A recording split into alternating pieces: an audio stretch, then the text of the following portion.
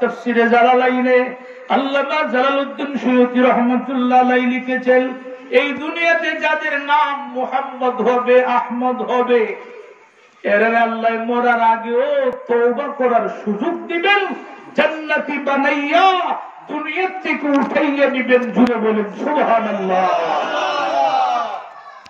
নবীজির নামের উসিলা। প্যারে হাজরিন, আরো সুন্দর সুন্দর ঘটনা সিরাত ইবনে হিশামে মাওয়াহিবুল লাদুন্নিয়া কিতাবে অন্যান্য কিতাবও লিখেছেন। মা আমেনা বলেন, আমার ছেলেরে কিছু সময়ের জন্য সুয়াইবা বান্দি ছিল, উনার খুলে দিলাম আর বললাম, সুয়াইবা যত্ন করে রাখো যাতে কোনো কিছু আমার ছেলের নিয়ে না যাইতে পারে। খুলে দেওয়ার সাথে সাথেই ঘরটা অন্ধকার হয়ে গেল। আমিনা বলেন, সুয়াইবা রে অন্ধকার হলো কেন? উনি কান্দেন আর বলেন, আমেনা আমার কুল থেকে আপনার ছেলে নাই। কান্না শুরু করে দিলেন। আমেনা আওয়াজ এসে গেল, হে আমেনা কান্দিও না, কিছু সময়ের জন্য তোমার ছেলেরে জিব্রাইলের হাতে তুলিয়া দিলাম। জিব্রাইল সমস্ত পৃথিবী ভ্রমণ করাইয়া যাতে পৃথিবীর কোন প্রাণী আমি আল্লাহর কাছে না বলতে পারে, আল্লাহ আপনার হাবিবকে এক নজর দেখতে চাই। হ্যাঁ আমেনা তুমি কান্দিও না, কিছু সময়ের ভিতরে আবার তোমার ছেলেরে তোমার কুলেই ফিরাইয়া দেওয়া হবে।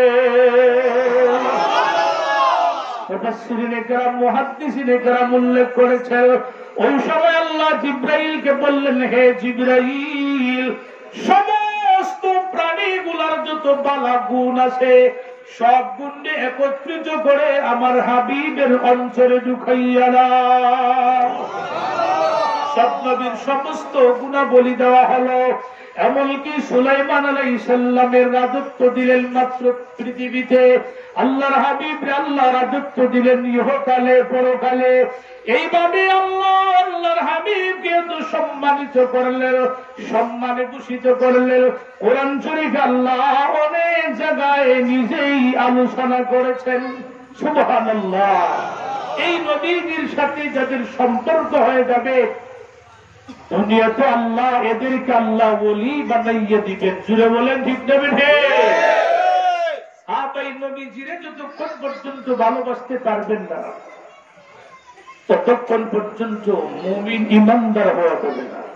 লা ইউমিনু আহাদুকুম হাত্তা কুনা হাব্বা ইলাইহি মিন ওয়ালিদিহি ওয়া ওয়ালাদিহি ওয়ান নাসি আজমাইন। রাসূল তো হাদিসে বলেছেন, সব থেকে এমনকি নিজের কলিজার থেকে আল্লাহর হাবিবকে মহব্বত করতে হবে। জুড়ে বলেন ঠিক না হে? ভাই, আমাদের নবীজির উসিলা, আহা, কিয়ামতের দিনের মালিক হবেন আল্লাহ, কিন্তু বাদশা বানাইয়া দিবেন আমাদের নবীজির। সুবহানাল্লাহ, সুবহানাল্লাহ।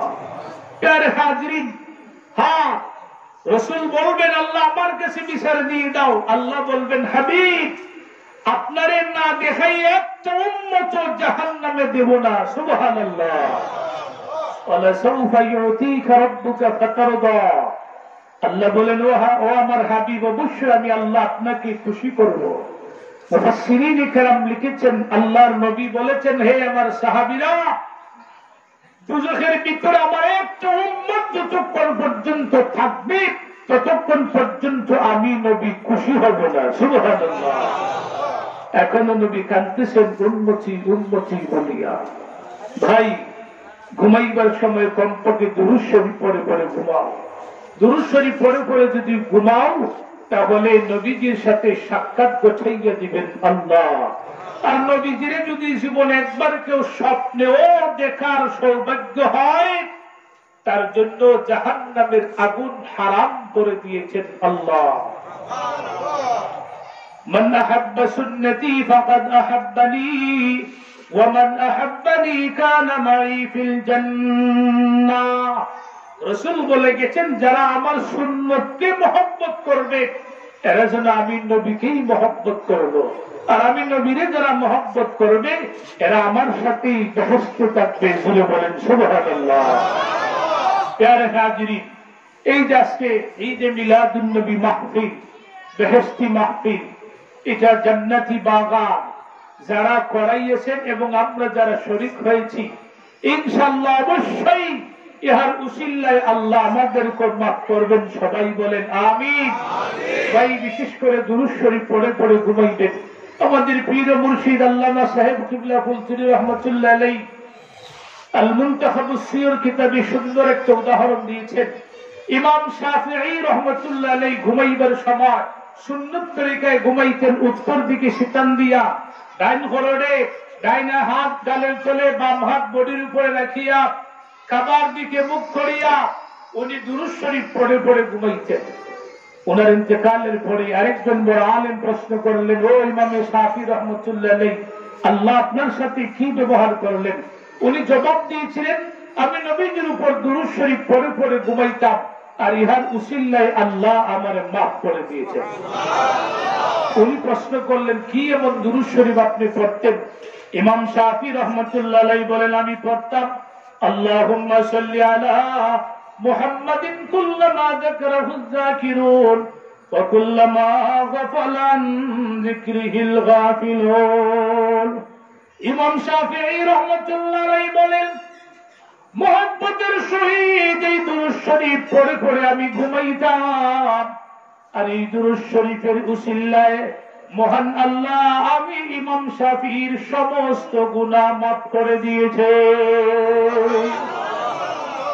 আমরা প্রতি রাত্রে কোরআন শরীফের যতটা সূরা সিরি জানি তেলাওয়াত করতাম, দুরূদ শরীফ পড়ে পড়ে ঘুমাইতাম।